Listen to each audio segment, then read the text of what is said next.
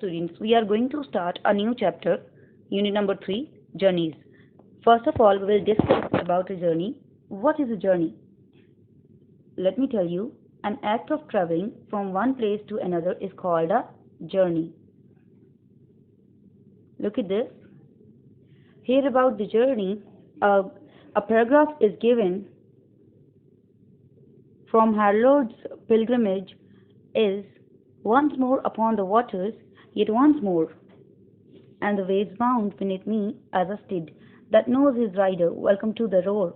Swift be their guidance, whosoever, wheresoever it led. So here is the poet telling about his journey on the water, and the waves are ready as they know the rider, and the swifting air is guiding where the way rider wants to go. This is about the journey. Now let us discuss our fiction.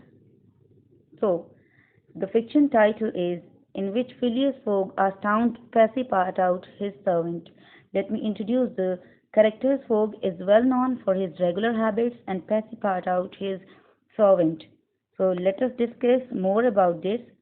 These characters are of the famous book The World Around the World in 80 Days. Here you can see two characters, Mr. Fogg and his servant Passepartout. So I'm going to tell you about the story. Phileas Fogg has just returned home early from the Reform Club, which he used to go mostly. He has taken on a bet for 20,000 guineas with his fellow club members to travel around the world in 80 days.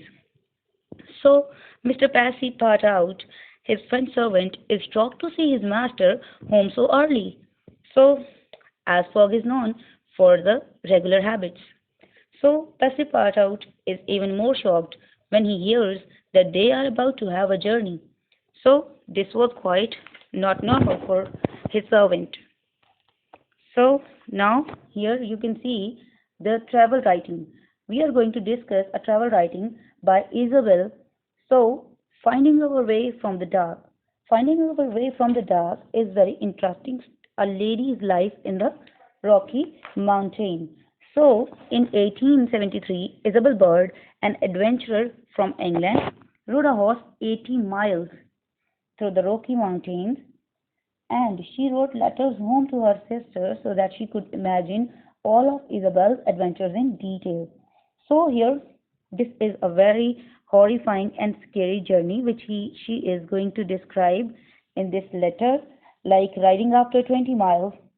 She remounted Birdie to ride 6 miles further to the house which had been mentioned to her as a stopping place. So the road was very worst, rudest, and dismallest, darkest road which she had to pass through. So she didn't see any creature. So this was totally a horrifying scene. The snow which had melted in the sun had frozen and was one sheet of smooth ice. It was hard to get single foot on the ice. So it was unbearably dark, and scenes of uh, all these scenes looked as if they are just having the sense of touch only.